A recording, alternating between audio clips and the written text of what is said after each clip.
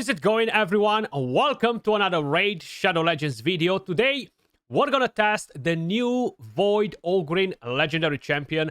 We're gonna see what he can actually do. He is a Chimera specialist. I am currently on the test server because I'm not fortunate enough to have the champion yet.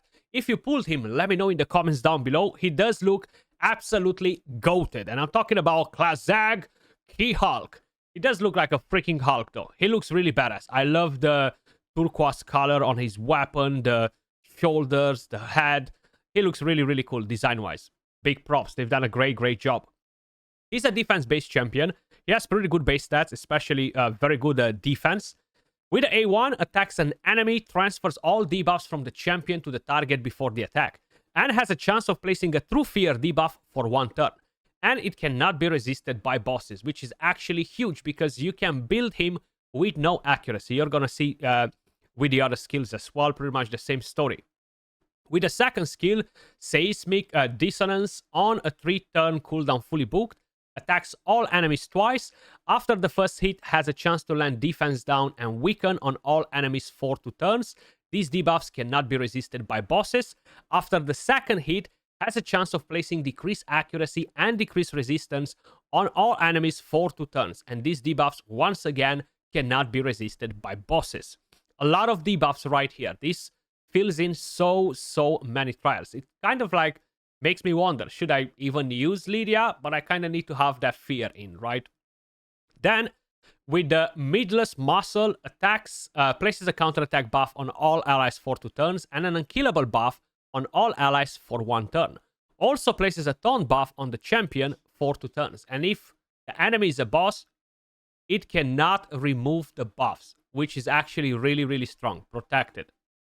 And the passive, Drone of Agony, whenever this champion places a debuff on an enemy, deals damage equal to 1% of their max HP for each debuff they are currently under, stacking up to 10%, and will occur once per skill and per target.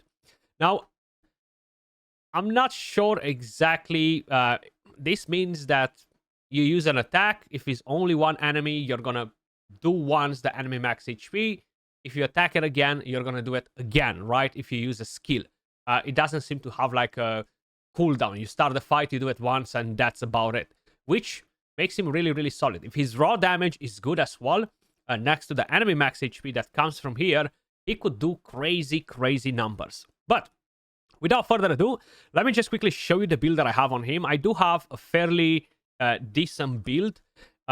Merciless, these are the total stats. I haven't activated the Blessing just yet, guys. 40k HP, 7.9k defense, because he has such a high base defense. It's pretty easy to stack the defense on him. 251 speed, 287 crit damage. As I was saying, I haven't equipped a relic yet, and I haven't activated the blessing, but we will definitely go for Crushing Rend once we're gonna do that. But first, I want to test a couple of different things. And masteries, we have offense and defense. Helm Smasher as a tier 6. Let me just quickly make myself invisible for a second so you guys can see that. Now, I quickly want to check what sort of damage he's going to drop versus enemies, right? Just out of curiosity. Is it gonna be some crazy damage? Is it gonna be so? I guess that should show us as an idea what we can expect. The good thing is that versus bosses, he's going to perform a bit better, right? So let's go like this, and we're gonna go in with the AoE attack. We only have a few debuffs, so nothing too crazy. 100k. We dropped more than 50% of their HP with no Crushing Rend. It's not the most craziest damage out there, but it's still fairly decent. Let's go back on the 2x. I'm gonna give him a Cat's Gaze, and I'm gonna give him Crushing Rend before we go into the Hydra, right? We want to see a bit of animations. Then killable on everybody is. Wait a second, wasn't he placing unkillable for 1 turn? Have I missed something there? I thought that was 1 turn, no? I need to get back to him to see that skill once again. And an unkillable buff on all allies for 1 turn. We have unkillable. We had unkillable on everybody for 2 turns. So I'm curious, what's the mistake? Is the mistake in the text? I would assume so. I mean, he's a void legendary, right? So the unkillable probably is gonna be for 2 turns on everybody. Either they made a mistake on the text, either something is a bit off, or is because of the masteries that I gave him. Because I did give him lasting gifts, and actually no, I haven't gave him lasting gifts. I haven't went on the support tree on him. That is super odd, because yeah, it's 2 turns. Really strange, but hey, I'll take it. If it's 2 turns, it's even freaking better. Now, the damage felt fairly decent. If I'm gonna go on him bananas mode and basically give him all the crazy things like a cat's gaze. So let's see what we can get on him from here. Yes, we can get something that can ignore a bit of more defense, right? If we have any, but it seems like we do not have. If no enemy has taken a turn, no, and using multi-skill hits each consecutive. This could work for the second skill, but it's just a double hitter. I just kind of don't want to give him only mythical and legendary ones, you know? The weather has an 8% chance if it kills an enemy. We're not going to kill nobody. Okay, this will be good. The second hit will ignore more defense. And I'm going to give him... What else should I give him? This one. We're going to give him this. This is an extra turn. It's a low chance. And we can go with Boss Slayer. I still don't have one on my account, which is a bit unfortunate. And we're going to go with Crushing Rend on him. So now the stats are going to be much crazier, okay? The stats are like disgusting. 8.5k defense, 356 crit damage. Higher speed. He's literally on steroids right now. So we're going to go back to stage 10, and then we're going to go straight to the Chimera. I just want to check again a bit the damage numbers like this, you know? And...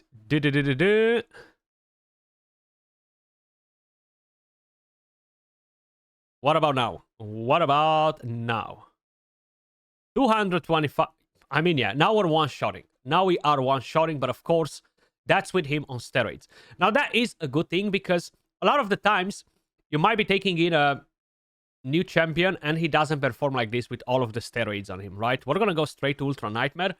What I'm wondering is if I should drop Mikage and bring in a Balar, for example, or I should keep her for that increased attack. Because if not, I won't have the increased attack, right? And that will be pretty important for some of the trials. We want to see... what trials were getting done and stuff like that. And where do we need the increased attack? So we need the increased defense. And I won't have an increased defense with this team. Okay, that changes a couple of things. Decreased speed. Which one is the one with increased attack? How important is that trial? This is increased attack and block debuffs. And resist 20 debuffs while the Chimera is under decreased accuracy and increased resistance. We kind of need this. So I'm trying to think, how can I do it to basically keep an increased defense champion in here? Because I will need one. And Mikage won't really get the job done. What I could try to do is to bring in, instead of... it gets a bit more complicated because I need increased accuracy, which Mikage does. Let's see, Ballard, does he have increased attack?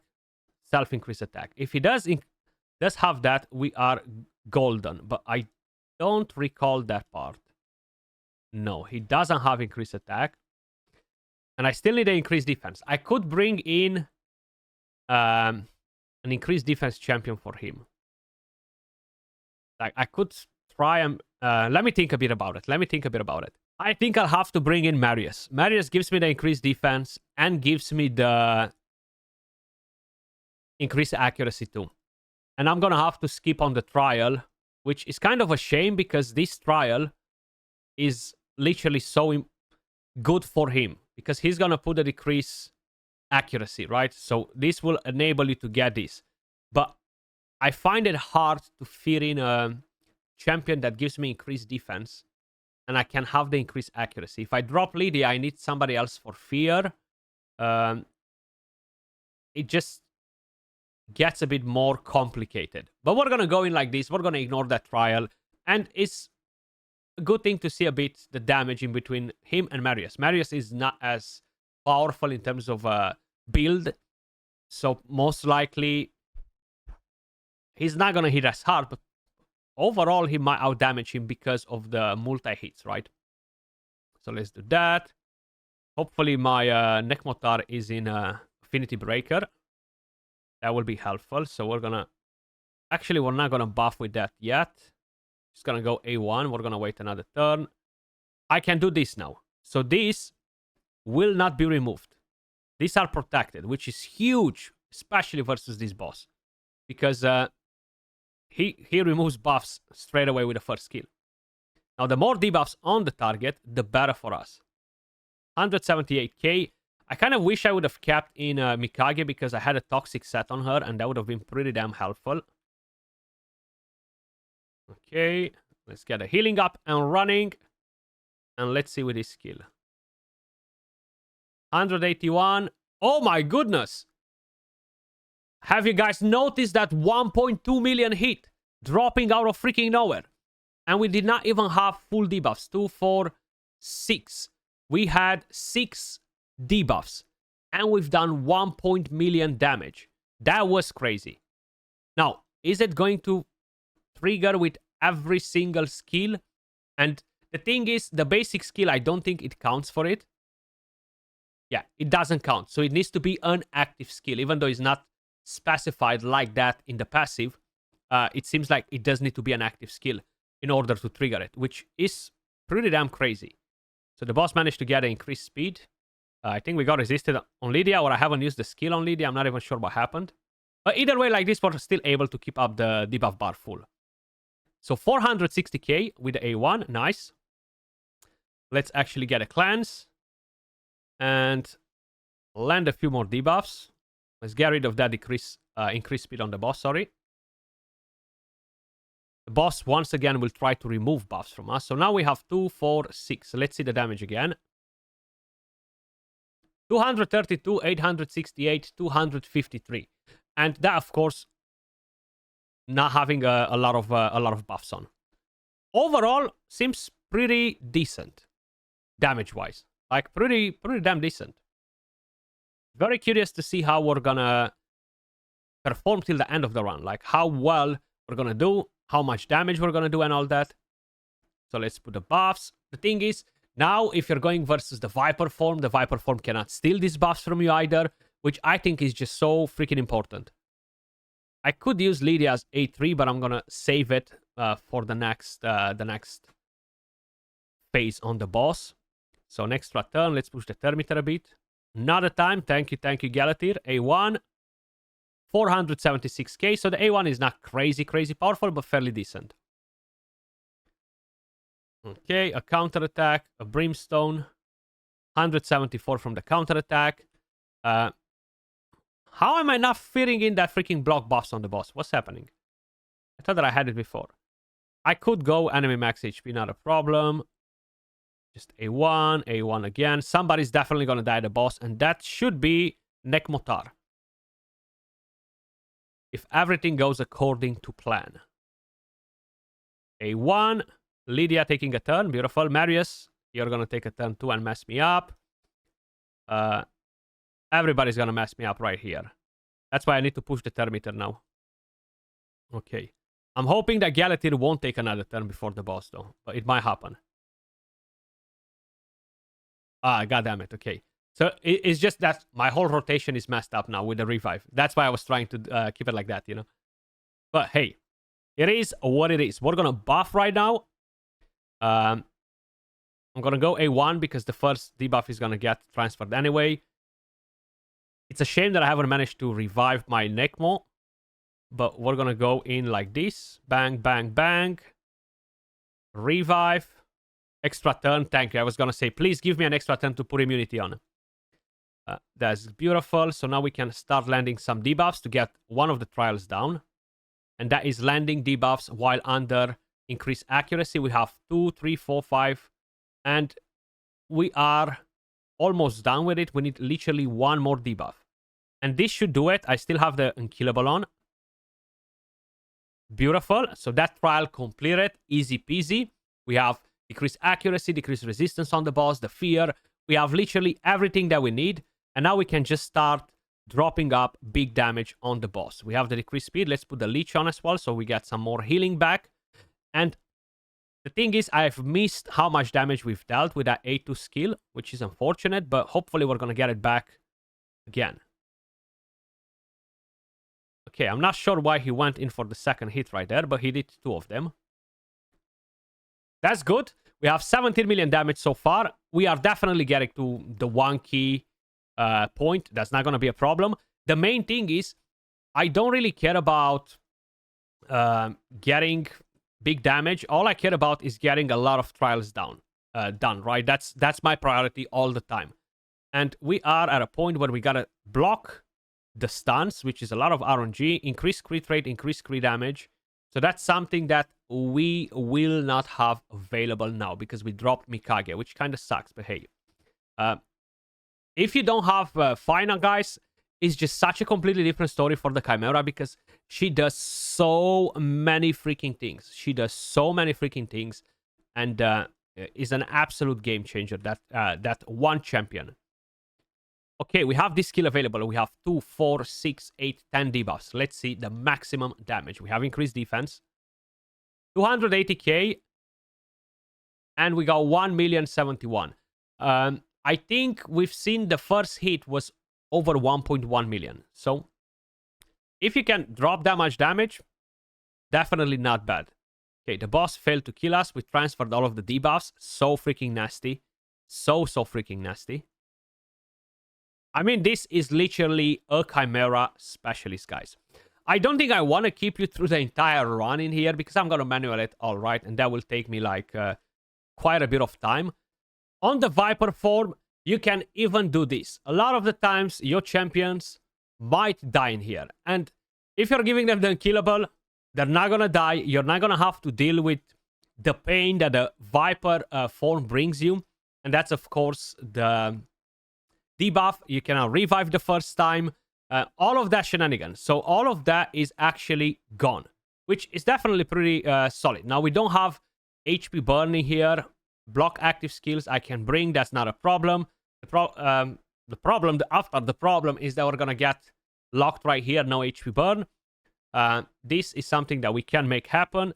No poison sensitivity because there's no Ballard or a different champion that can do it.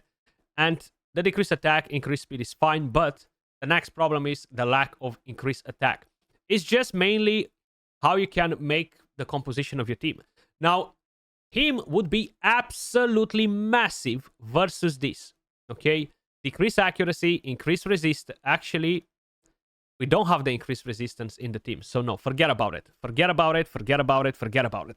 That's still something that they need to sort out, man. That increased resistance is just so freaking hard to get on a good champion. There are barely any good champions that are doing it that work good in here, okay? And there are different trials where you need to have the debuffs that he brings. But either way, he's still very, very solid in here. And I actually like him quite a bit. But we'll be back in a sec. So we're coming near the end, guys. We managed to complete 13 trials. If I was perfecting a bit the team more in terms of the characters that I was bringing in, we could have most likely gotten more than 13. That's for sure. I'm very curious to see what's his damage at the end. His highest hit that I've seen next to the regular damage from the passive was 1.27 million. So almost 1.3 million damage from the passive without the hits from the A2. And I'm extremely surprised, even though Marius is not on steroids as Klaazag, that we actually out-damaged Marius by 15 million. Now, the reason why I'm saying it, Marius was hitting around 600k per enemy max HP hit.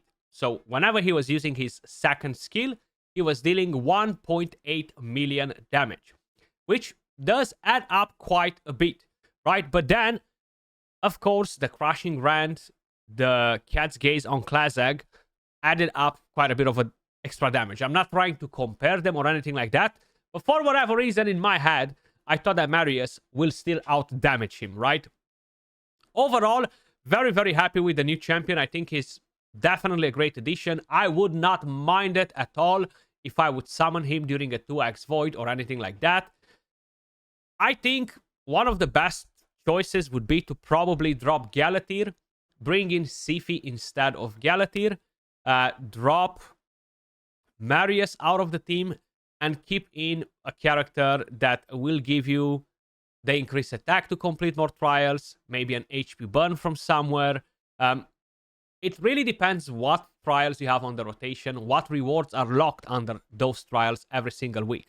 But Klaazag seems pretty damn good. Let me know your thoughts in the comments down below. As usual, much love. Appreciate all of you guys watching, and I'll catch you all in the next one. Peace.